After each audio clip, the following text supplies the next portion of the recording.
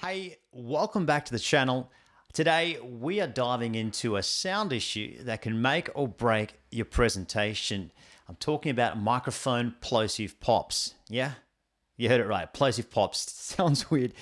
Stay with me on this. It's a big deal. Now, you might be wondering, okay, Jez, well, what's a plosive pops? Well, it's a distracting sound and it's caused by a burst of air hitting the microphone when certain words are spoken. And you see, the microphone, it works by picking up sound waves that are caused to vibrate the membrane. But when we speak too close like this to the microphone and we use words with strong plosive sounds like pineapple, it's a different story. You get a bit of vibration, a bit of distortion. So here's a little experiment to demonstrate what I'm talking about. Hold your hand just in front of your face like this, and then use the word, let's say, pineapple, and you would feel a burst of air. And that's what I'm talking about.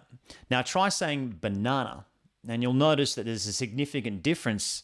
The P in pineapple produces a stronger burst of air than the B in banana, and these bursts cause the microphone membrane to vibrate really intensely, and at least that really annoying popping sound that we find when you hear someone who's new to a microphone. So how do you get around that? How do you stop that from happening? Well, here's a little simple tip, and this is something I use and that I was taught.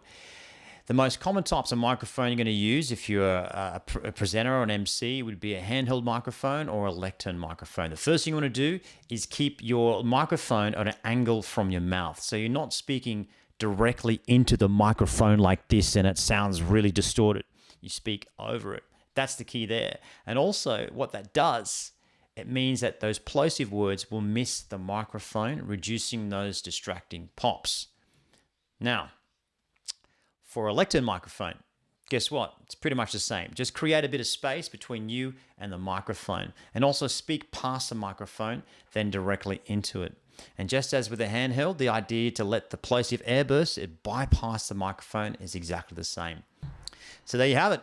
Just by adjusting the way you speak into the microphone, you can dramatically reduce those pesky plosive pops, making your presentations clearer and more enjoyable for your listeners' ears.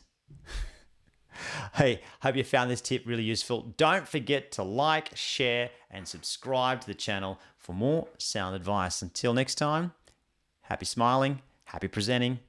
Cheers.